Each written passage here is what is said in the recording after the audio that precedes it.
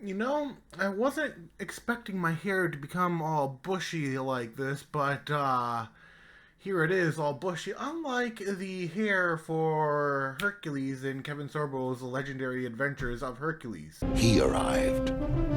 He was a man like no other. Which is bringing us to today's episode. Hello, everybody. Welcome to Taste of Nostalgia, where we are going to essentially be kind of looking at Hercules, the Legendary Adventures, or the Legendary Adventures of Hercules. Now, technically, some people who are very familiar with the mythos, it should be named Heracles, but considering all the myths and legends and stories that were done in Hercules, especially Kevin Sorbo's Hercules, um, it honestly shouldn't matter because you got him facing things like Dracula. Hercules must battle the Lord of the Vampires. You got him going to the Norse pantheon. A fatal vision sends Hercules to the savage land of the Viking. Word of advice, stranger. Watch where you pick your fight. Got him doing all sorts of wacky things. Hercules, fashion is the passion. Hercules doesn't know the first thing about fashion. And everyone is dressed to kill. Your career in the fashion world is over. It was a thing.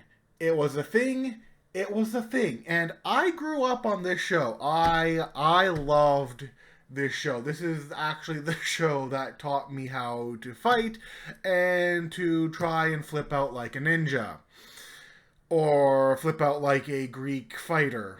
Or flip out like Hercules, honestly, because there was a lot of flipping in this show, although not like Xena, but we'll get to that on Xena, which was a whole nother ball game in and of itself. Now, this show came out in 1995, and it ran up until it ran for 6 seasons, so like 2000, 2001, around there is when it ended, and I believe it got canceled, but it ended on a quote-unquote bright note until then Xena came along, in which case, hello, Legend of Kratos, because she kills all the gods.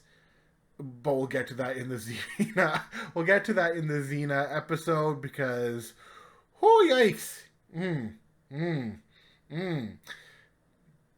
So, Hercules was a ongoing show that I grew up with as a kid. I always watched this show. I love the show. And for those of you who have the fortune of watching this show once again, yes, I do realize that it can be terribly campy, and part of the campiness is the whole fun of it with how campy it was, and like some of the graphics were just like, wow, like graphics have come a long way since the 1990s. I can't believe I'm saying since the 1990s. Why am I still saying this since the 1990s?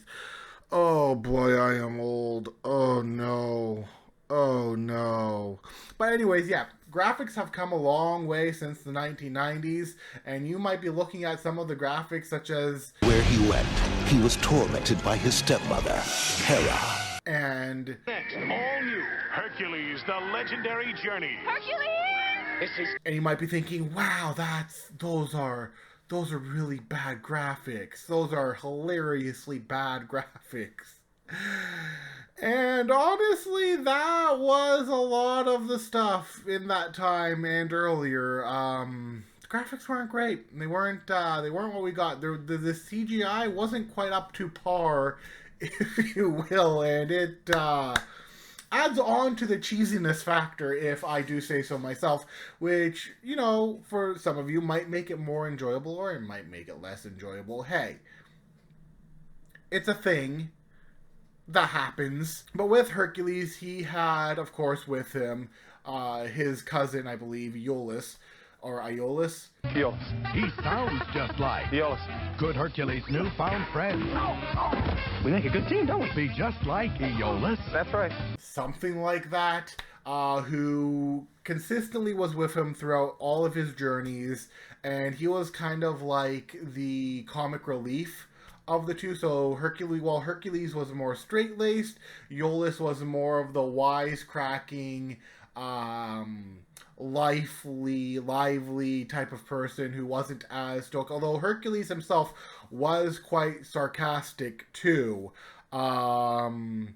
And he wasn't stupid, although a lot of people will say that Hercules in the original Greek story, or Heracles, I should say, if we're going to the proper Greek, Heracles in the story wasn't dumb either. A lot of people see him as like a dumb big brute. No. He was actually quite smart and heralded as a hero to a lot of the Greeks. So he wasn't by any means a stupid person. And once again, with Hercules, it actually does something that the Disney movie doesn't.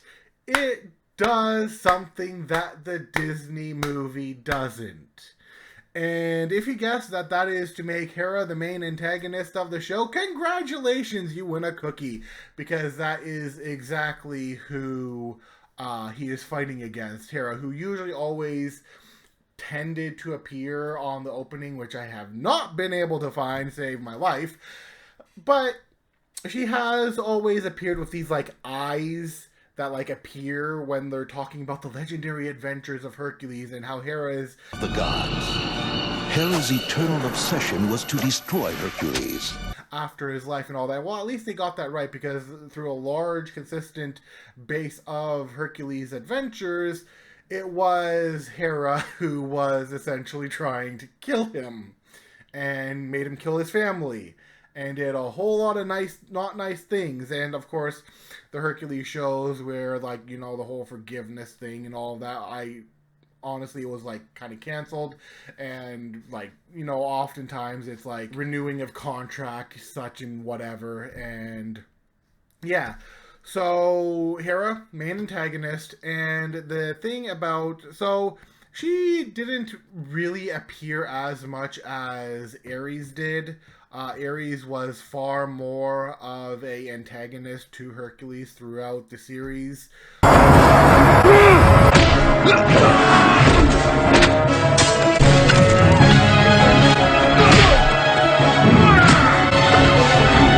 Far more of an antagonist to Hercules than he was to Xena.